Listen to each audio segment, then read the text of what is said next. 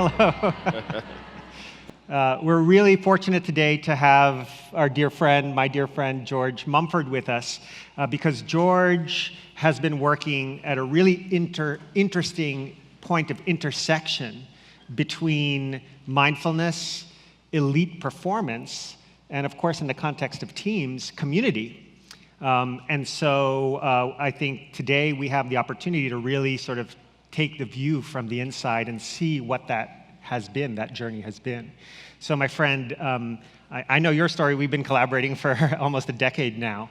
But I think it might be interesting for folks to hear how you came to this work, why elite performers like Michael Jordan, Kobe Bryant, Olympians, Premier League soccer players, why they were interested in the tools of mindfulness, and then how did it benefit them? Yes, so I'm going to give you the short version because I've been around for a while. So I was addicted to drugs and alcohol because I got injured in sports and had to deal with chronic pain. And so mindfulness was my way of dealing with pain in a way where not only was I able to survive the pain, I was able to thrive in it. And as I got more awake and started doing this more and more, I decided to make this a way of life. Because I worked in a corporate environment for about 16 years as a financial analyst. A lot of people don't know that about me. And so when I got clean and I started asking myself, who do I want to be when I grow up? Even though I was 33 at the time, 32.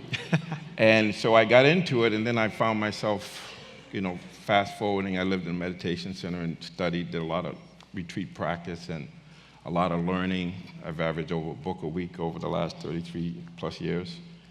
And I ended up at the Center for Mindfulness working for John, and he knew Phil Jackson because, the Center for Mindfulness does this thing at Omega Institute.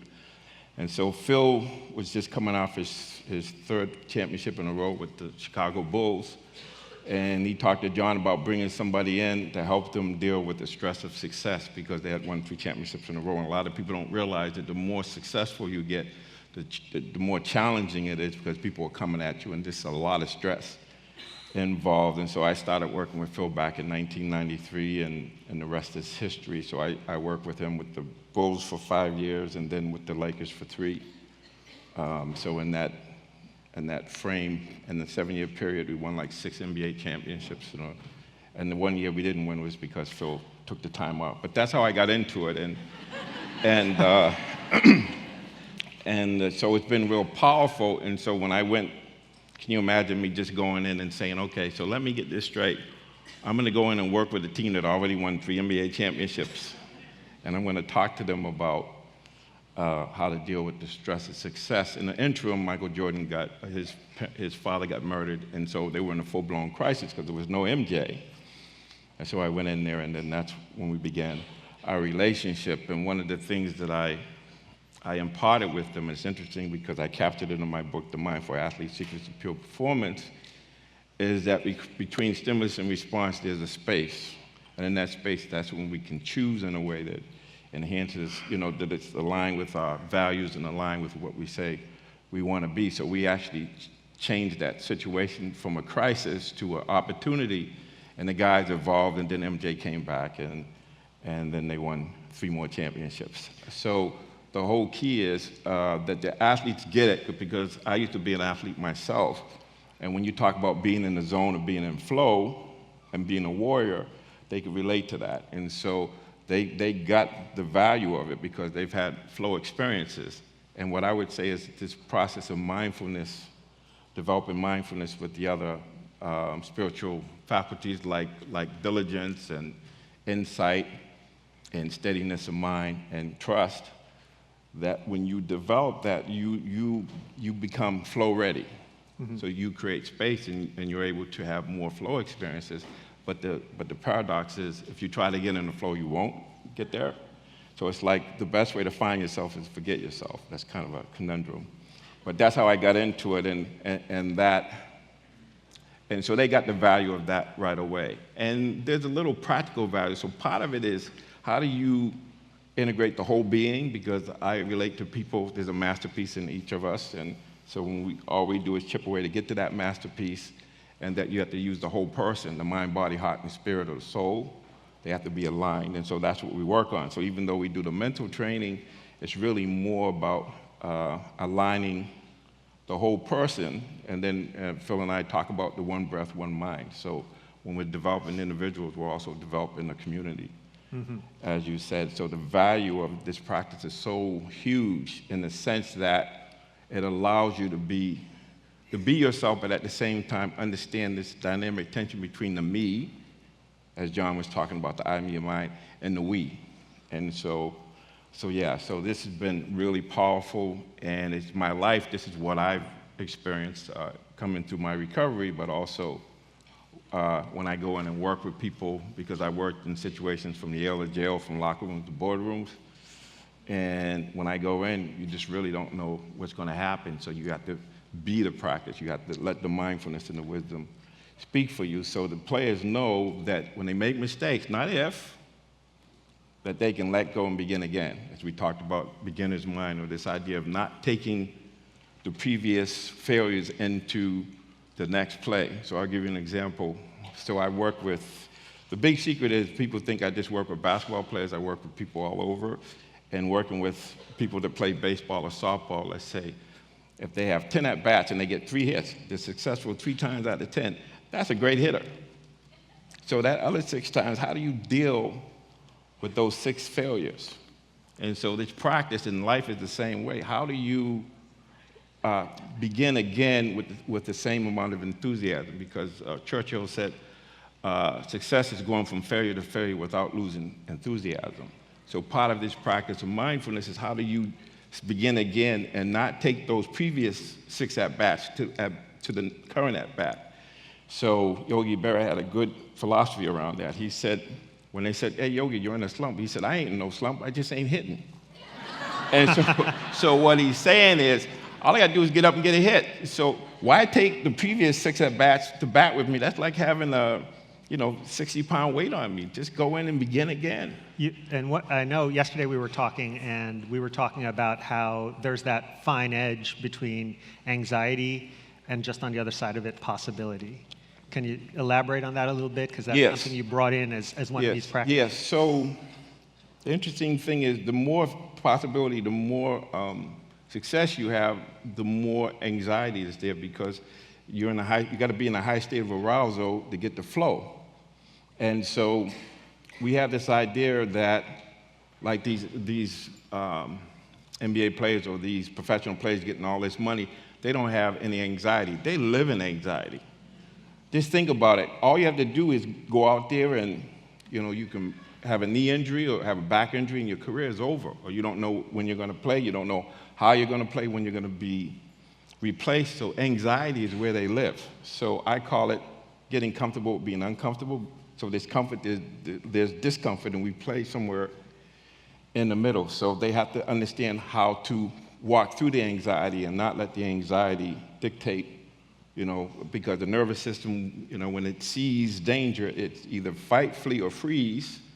And when we create space between stimulus and response, and we're coming out of that calm center, what I call the eye of the hurricane, there's an ability to see things, because you slow things down and you can actually see in that space what the most wise decision, the most compassionate decision that we can make. So I teach them to embrace that you can't, the more talent you have, the more anxiety you're going to experience. The more possibility or freedom you have, the more anxiety you'll have. They call it the dizziness of freedom sometimes, but it's this idea of understanding that the anxiety is there. It's like everything else. Can you be there and allow it, embrace it in a way where you're not identified with it? And so I think that's why a lot of people have talent, they never develop it, because they're afraid of their greatness, as Ariana was mentioning in her talk earlier, and also Williamson, that talks about our greatest fears are greatness. And I think the reason that is because we know that when we go there, we have no idea what's going to happen. Yeah. And I'm really struck by what you're saying aren't just, of course, lessons on the court or on the field, but these are really kind of life navigational Right. skills. Yeah, so Yeah. you have to be a mindful person to be a mindful athlete. So if you take the athlete out and you put whatever that description is, you got to start with who you are. And I'd say this process is about me getting in touch with who I am. That's what I had to do. And then be real, be me. And whatever the task was, to do it in my own unique way. And so, yeah, so it goes beyond sports because I've done a lot of work with a lot of folks. For instance, I kind of, I've been working with Kobe and MJ, so that's a benefit, right?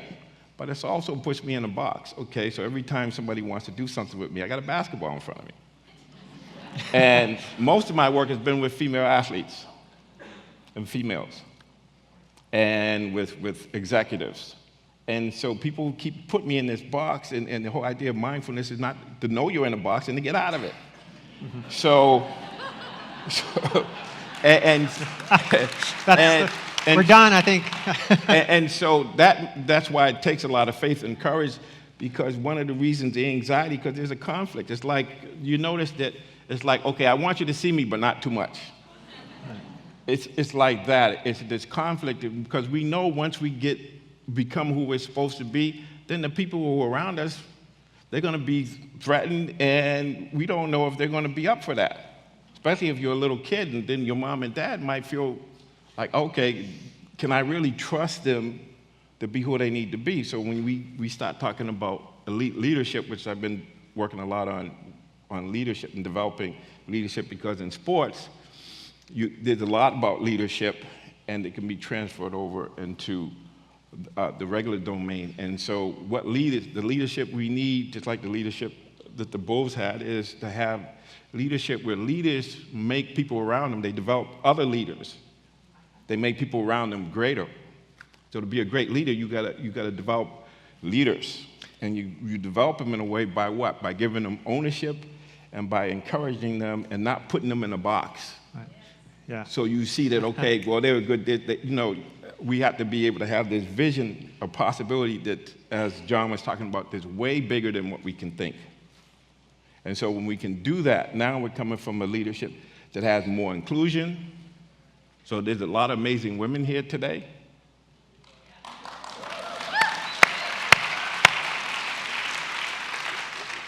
There's not a lot of amazing people of color here today, but there's some. Okay? I don't know how many Republicans are here, but I'm pretty sure they could be amazing Republicans. So our challenge is how do we open it up and have more inclusion? Because leadership, to me, we have to have inclusion, and we have to have adaptability to change. So life is constant change. It's changing and understanding. On some level, we have no idea what's going to happen the next moment. But can we embrace it in that space between stimulus and response, where we get to choose based on who we say we are, or who John talked about, and where we say we're going? Because if you don't know who you are, you could end up being anybody. And if you don't know where you're going, you could end up going anywhere. So I'm of the opinion, why don't we choose who we want to be and choose where we want to go? And so that's the kind of leadership that I'm interested in developing, is this idea of inclusion, but also adaptability. Because the enemy of the great is the good. So we got to keep reinventing ourselves. Even though things are going really well, we have to be able to say, okay, maybe we need to let go of this and go to the next thing. Thank you. Yeah.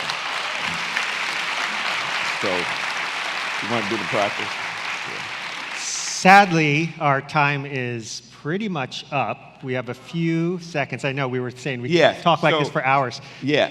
So we have a quick practice. So I want to give you a demonstration of what I call being in a body. So here's what I'm going to ask you to do in less than 30 seconds. I want you to be willing to stand up, and I want you to pay attention to how your body feels and how you feel just standing up, and come to the standing posture, and just tuning into your body, noticing your feet, and some of us will have to find the balance. So just feeling what that feels like. And then after I ask you to stand up, please sit down. But when you sit down, I want you to feel your body as you're sitting down. Just noticing the process of sitting down, not thinking about it, not having any opinion. And we're out of time. So I will say, I want to leave you with this idea that, we all have masterpiece within, and how we relate to each other, how we direct attention is going to determine how much we get in touch with that, and that throughout the day, think of mindfulness as being in your body every once in a while, just checking in, breathing out, know you're sitting. So it's as simple as sitting and breathing and knowing it. That's enough. So thank you. Thank you.